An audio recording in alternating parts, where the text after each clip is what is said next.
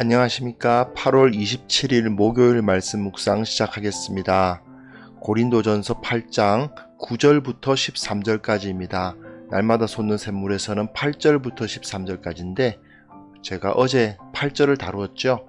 그래서 오늘은 9절부터 13절까지 말씀을 다루도록 하겠습니다. 오늘까지 일단 고린도전서를 다루고요. 내일부터는 다시 시편을 3일간 다룬 다음에 9월이 되면 고린도전서로 넘어가도록 날마다 솟는 샘물이 되어 있거든요. 그래서 일단 고린도전서의 가장 중요한 주제라고 할 수 있는 그 자유는 도대체 어떻게 발현되는가에 대해서 한번 결론을 간단하게, 중간 결론이라고 할까요? 중간 결론을 간단하게 내리는 시간이 되었으면 좋겠다는 생각도 있습니다. 그럼 말씀 함께 보도록 하겠습니다. 그런즉 너희의 자유가 믿음이 약한 자들에게 걸려 넘어지게 하는 것이 되지 않도록 조심하라. 지식 있는 네가 우상의 집에 앉아 먹는 것을 누구든지 보면 그 믿음이 약한 자들의 양심이 담력을 얻어 우상의 제물을 먹게 되지 않겠느냐. 그러면 내 지식으로 그 믿음이 약한 자가 멸망하나니 그는 그리스도께서 위하여 죽으신 형제라. 이같이 너희가 형제에게 죄를 지어 그 약한 양심을 상하게 하는 것이 곧 그리스도에게 죄를 짓는 것이니라. 그러므로 만일 음식이 내 형제를 실족하게 한다면 나는 영원히 고기를 먹지 아니하여 내 형제를 실족하지 않게 하리라.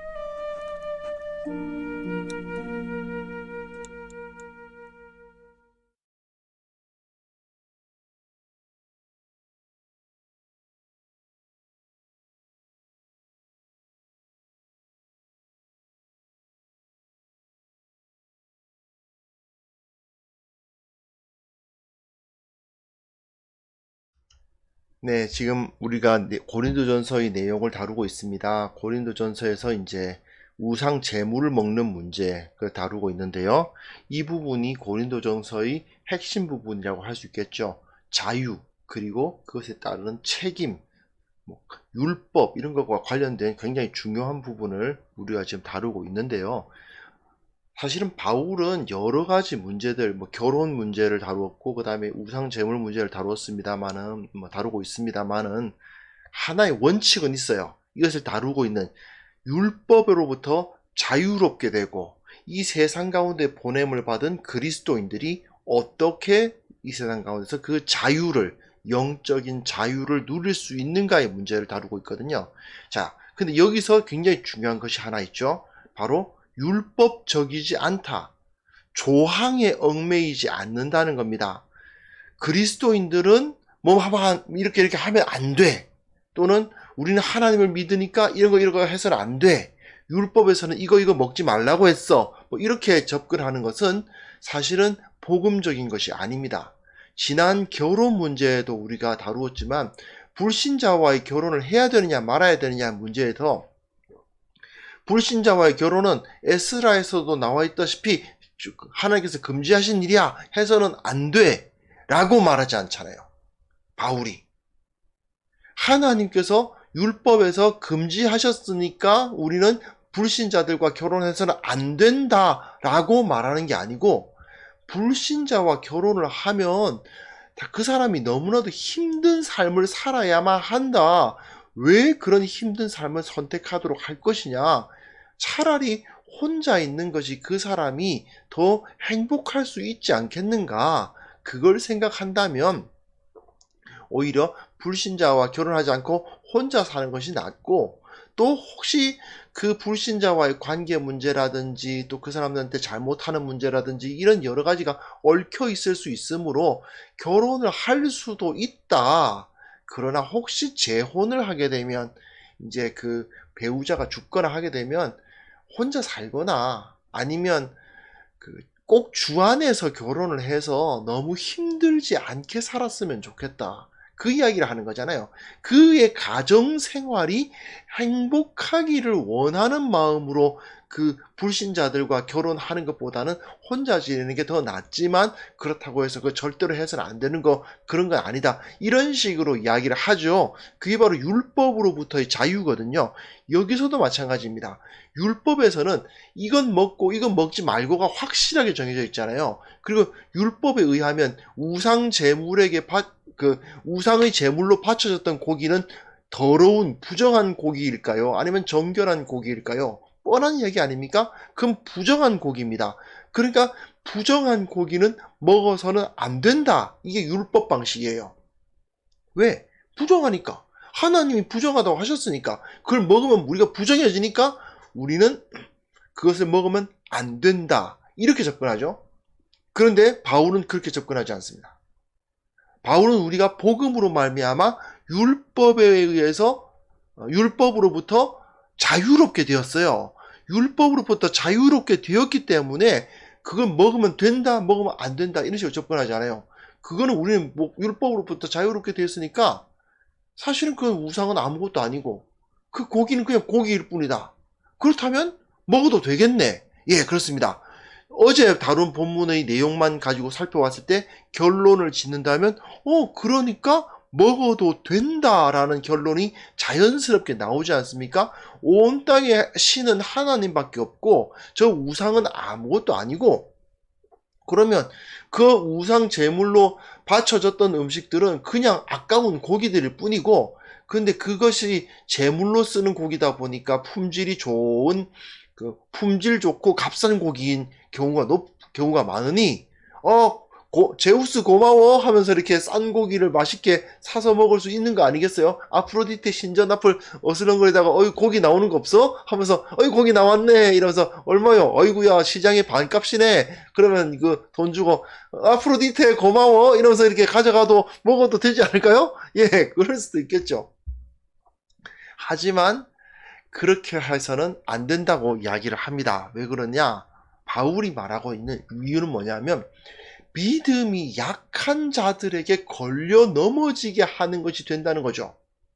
우상 숭배를 하지 않아야 된다는 것은 너무나도 당연한 이야기 아니겠습니까? 우리는 예수 그리스도로 말미암아 하나님의 백성이 되었으니까 우상 숭배는 당연히 범죄입니다.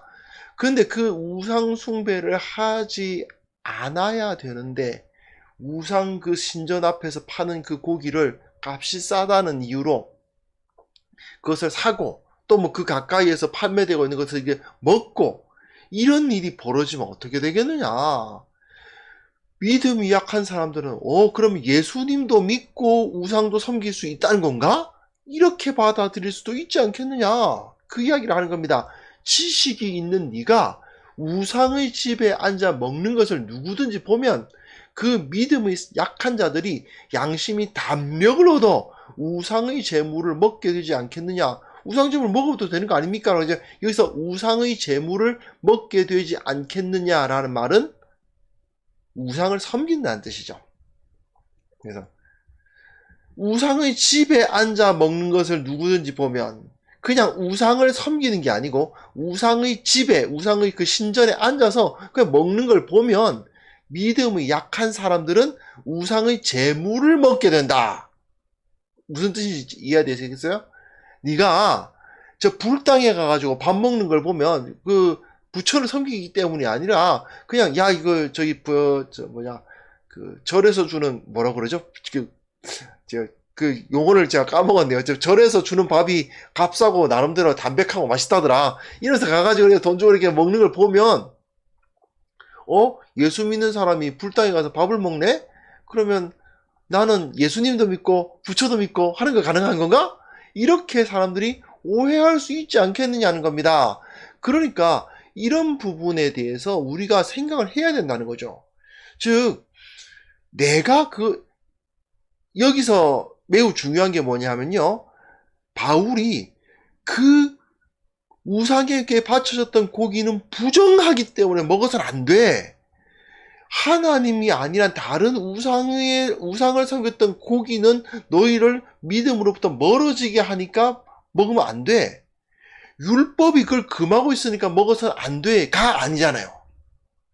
율법에 의해서 그것을 금지하는 게 아니고 내 행동으로 인해서 내가 피해가 없다 하더라도 나 때문에 형제들이 피해를 입을 수 있기 때문에 해서는 안 된다라고 설명하지 않습니까? 이게 굉장히 중요한 겁니다. 너는 형제들을 사랑해야 한다. 형제들을 사랑하는 사람으로서 그렇게 우상 숭배를 했던 그 고기를 먹으면 너는 상관이 없겠지. 하지만 그걸 본 형제들이 실험에 들고 실족하고 잘못된 생각을 가질 수 있지 않겠니? 그러면 또 아이 뭐 그 사람들 가르치면 되죠. 똑바로 그 지식을 가르치면 되지 않겠습니까? 이런 식으로 말하는 것이 사실 굉장히 그 무책임한 발언이죠. 왜냐하면 그걸 가르친다는 것이 쉬운 것이 아니고 처음에 그것을 온전히 이해하기까지 시간이 많이 걸리고 또 이 사람이 또 어느 정도 이해를 하게 되면 또 다른 이제 초신자들이 나타나서 그들을 또 교육시켜야 되는데 그런 것들이 만들어지긴 쉽지 않지 않겠습니까? 결국 그 지역, 고린도라는 지역 자체에서 완전히 우상숭배가 파괴되기 전까지는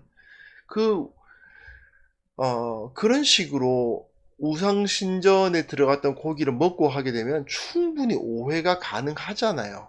그런 것을 생각해보면 우리가 그거를 먹지 않는 것이 옳지 않겠느냐 그렇게 말하는 것입니다. 그 고기가 어떤 특별한 영적 의미가 있어서 그걸 먹게 되면 갑자기 무슨 제우스, 아프로디테, 뭐 헤르메스 이런 신들이 나한테 붙기 때문이 아니고 내가 그런 행동을 함으로 인해서 나를 보는 다른 형제들이 시험에 들고 저래도 되는구나 라는 생각을 갖게 되거나 또 반대로 나를 비판하고 그 색안경을 끼고 이렇게 판단하는 데까지 이르게 되는 그런 빌미를 줄 필요가 뭐가 있겠느냐는 겁니다. 바울은 지금 그런 식으로 접근하는 거예요. 자, 결혼 문제도 마찬가지죠. 결혼 문제가 불신자들과 결혼하면 안 돼! 그게 아니고 불신자들과 결혼하면 그 사람의 삶이 너무 힘들어지는데 그 사람을 위해서 네가 좀 행복하게 살았으면 좋겠어. 그러니까 너희가 행복하게 살려면 되도록이면 불신자들하고 같이 살면 힘들다. 그러니까 홀로 사는 것이 차라리 나을 수도 있으니 잘 생각해봐. 뭐 꼭 결혼을 안 할 수 없는 상황이라면 할 수는 있어. 하지만 좀 더 깊이 생각해 보는 것이 좋지 않을까? 이렇게 접근하는 거잖아요. 마찬가지입니다. 여기서도 네가 그 고기 먹어도 돼. 먹을 수 있지만 그거 좀 먹어가지고 다른 사람들이 시험에 들고 또 우상 섬기던 사람들이 말이죠. 우상 섬기다가 예수님을 만나고 뭐 예수님을 믿었어요. 근데 예를 들어서 뭐 작년까지만 해도 제우스 신전에 가가지고 막 제물 바치는 사람인데 예수님을 믿고 하나님을 그 복음을 받아들였어요. 그런데 작년까지만 해도 계속 그 제우스 신전 가서 그 제사드리던 버릇은 남아있고 이 가야 되나 말아야 되나 안 가야 되는데 이런 생각하고 있는데 이제 교회 같이 다니는 오랫동안 신앙생활을 하신 한 분이 가서 거기서 고기 먹고 있단 말이에요? 그럼 그 둘 다 해도 되는구나. 이렇게 생각할 수 있는 소지는 충분히 있지 않느냐. 그러니까 네가 바른 지식을 갖고 있어서 그거 먹어도 상관없어. 값싸고 맛있는 고기 디오스 고마워 이러면서 먹어도 되겠지만 그러나 네가 지식이 아니라 사랑을 따라서 행한다고 한다면 그래서야 되겠느냐 이렇게 강조를 하고 있는 것입니다. 그리고 12절 13절 보시면요. 이같이 너희가 형제에게 죄를 지어서 그 약한 양심을 상하게 해서는 그리스도에게 죄를 짓는 것이다. 왜요? 그리스도의 몸된 교회니까. 그리스도의 몸된 교회 아닙니까? 이 교회 자체가 그리스도의 몸이니까 내 형제에게 그 시험에 들 만한 일을 하게 되면 그 형제가 그리스도의 몸의 일부가 되므로 그 가운데 임하셨던 그리스도의 영, 그 가운데 임하시는 그리스도의 영이신 성령께 범죄하는 것이고, 그러니까 안 된다는 것이죠. 그러니까 앞에서 바울이 이제 지식보다 사랑을 가르쳤던 이유가 뭐겠어요? 결국 네 믿음, 너의 그 지식이 믿음 약한 사람들을 망하게 할 수 있으니까 그거 안 하면 좋겠다. 왜? 그냥 음식일 뿐이라고 막 먹었다가 그 사람은 오히려 그냥 음식이라고 생각하지 않고 제우스도 혹시 모르니까 제우스도 좀 섬겨놓고 예수님 믿자. 이런 식으로 생각할 수 있기 때문인 거죠. 중요한 건 바울이 여기서 율법적으로 접근하지 않는다는 걸 꼭 기억했으면 좋겠어요. 우상에게 바쳐진 고기를 먹는 것이 죄가 아니고 형제에게 죄를 짓는다는 거죠. 그걸 먹음으로 인해서 형제의 약한 양심을 상하게 하는 죄라는 거죠. 결국 그리스도인들은 어떻다? 나 하나만 생각하면 되는 게 아니라는 겁니다. 나 하나만 잘 서 있으면 되는 것이 아니다. 그 공동체 안에서의 관계성이라는 것이 존재한다. 내가 바로 서면 다른 형제들이 바로 서고, 내가 무너지면 함께 무너진다는 의식이 필요한 것입니다. 그리고 그 지식을, 바른 지식을 갖고 있다면 그 바른 지식이 가져다주는 결론이 있을 터인데, 그 결론대로만 따르면 되는 것이 아니고, 바른 지식이 나쁘다는 게 아니에요. 어제 제가 계속해서 강조해서 말씀드렸습니다만, 제사 음식 먹어도 됩니다. 그것이 나에게 무슨 나쁜 영향력을 주지 않아요. 뭐 선짓국, 피, 순대 그 안에 피 들어있는 거 먹어도 상관없습니다. 그것이 우리는 율법으로부터 벗어났기 때문에 그런 것 때문에 우리가 흔들리지 않아요. 그러나 그것 때문에 형제가 넘어지는 경우가 있다면 그것들을 차라리 그걸 안 먹는 것이 낫지 않겠느냐는 겁니다. 이건 제가 방글라데시 선교 갔을 때 정말 많이 배운 건데요. 방글라데시에도 신학교가 있습니다. 그 예수님을 믿는 신학교가 있어요. 거의 90몇 퍼센트가 다 무슬림인 나라지만 그 소수의 그리스도인들이 그 가운데 모이고 또 교회를 형성하고 신학교가 존재합니다. 그런데 방글라데시는 무슬림 국가이기 때문에 돼지고기 절대로 안 먹거든요. 근데 또 원래 인도의 일부였기 때문에 힌두교의 영향도 있습니다. 그러다 보니까 고기를 닭고기, 양고기, 염소고기를 먹지 소고기, 돼지고기는 못 먹어요. 근데 우리나라 선교사 입장에서 말입니다. 소고기, 돼지고기가 가장 편한 좀 맛있는 고기잖아요. 양고기, 염소고기는 우리나라 사람들 입맛에 특히 그 냄새 때문에 좀 싫죠. 닭고기는 괜찮은데 닭고기만 주구장창 먹으려니 참 물리고 그런 일들이 벌어지지 않습니까? 그럼에도 불구하고 그 돼지고기는 원래 무슬림이었던 사람들이 있기 때문에 안 먹습니다. 아니 예수님을 믿었으니 자유한데 왜 돼지고기 못 먹냐? 예. 과거에 무슬림 문화에 있었던 사람이 아무리 예수님을 믿게 됐다 하더라도 돼지고기를 먹는다는 건 굉장히 그 사람들에게 강한 토전으로 다가옵니다. 그러니까 못 먹는 거예요. 그리고 또 예전에 힌두교도들이었던 사람들은 소고기 먹는 것이 계속 꺼림칙한 겁니다.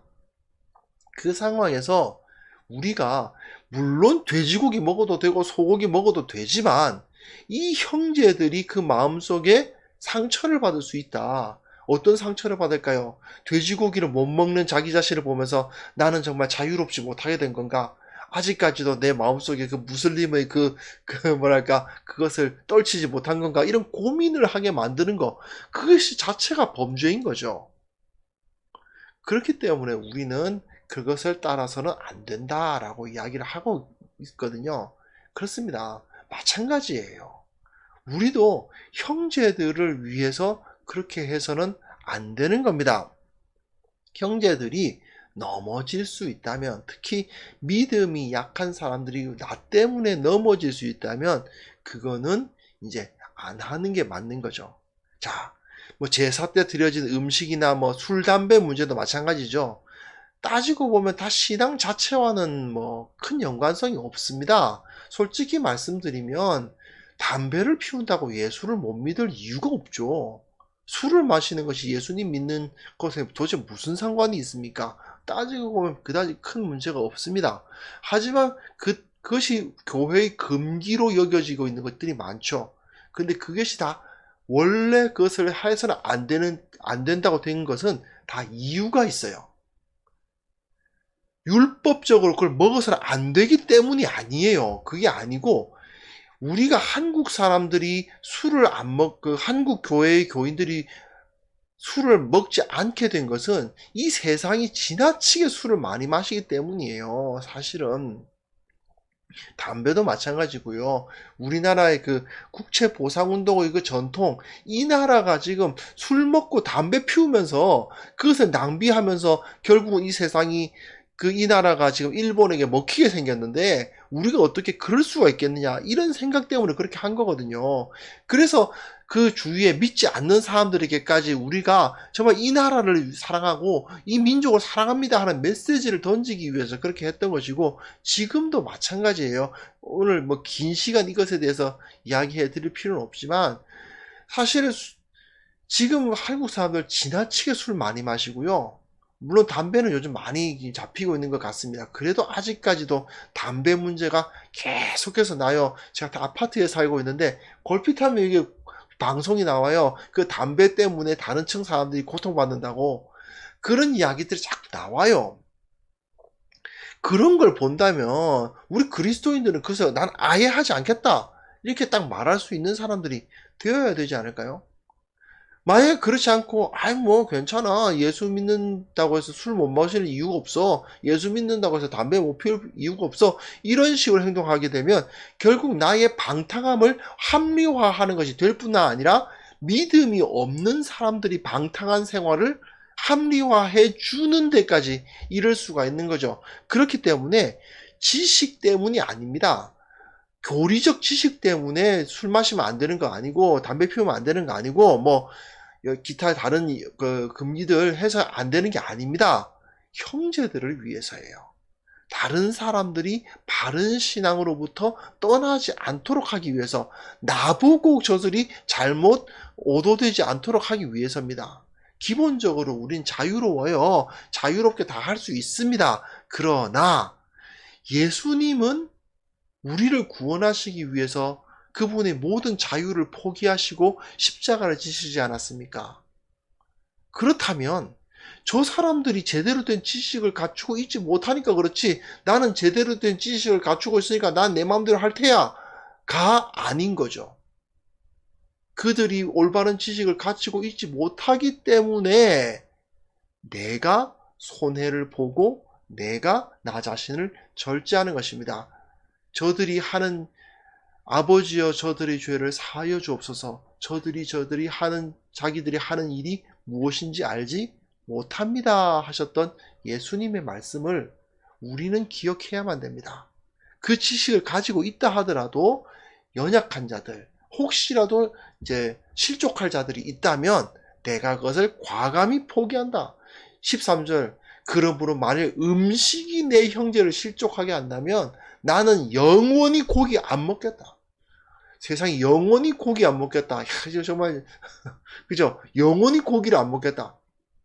내 형제를 식족하게 한 게 아니라, 물론 바울이 고기 안 먹었다는 뜻이 아니죠. 야, 그것 때문에 이제 내가 고기 먹는 것 때문에 형제가 실족하는 일이 벌어지면 난 영원히 안 먹을 생각이 있어. 나 정말 형제를 세우기 위해서라면 난 뭐라도 포기할 수 있어. 그 이야기죠.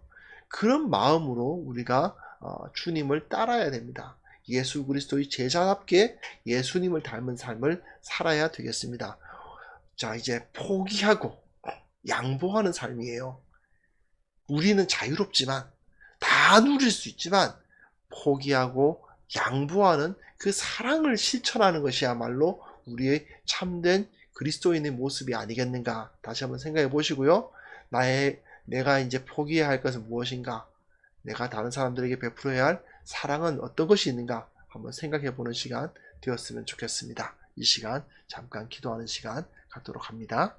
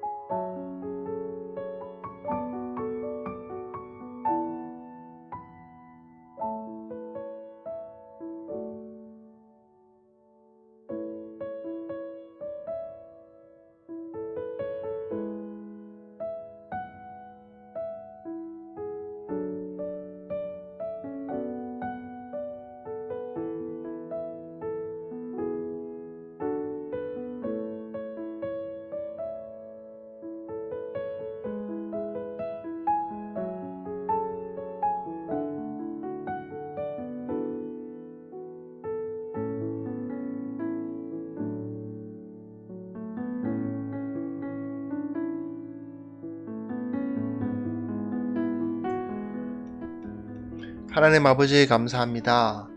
우리가 나의 신앙, 나 혼자만을 생각하며 살아가는 것이 아니라 형제들과 함께 신앙생활을 하고 있다는 것을 의식하면서 다른 사람들을 사랑하고 섬길 수 있도록 주님 도와주시기를 원합니다. 내가 자유롭다고 해서 나의 자유를 마음대로 사용하는 것이 아니라 내 이 행동을 통해서 다른 지체들을 얼마나 사랑할 수 있는가를 의식하며 살아가는 자들 되게 하여 주시고 배려하며 살아갈 수 있는 우리의 넉넉한 마음을 허락하여 주시옵소서.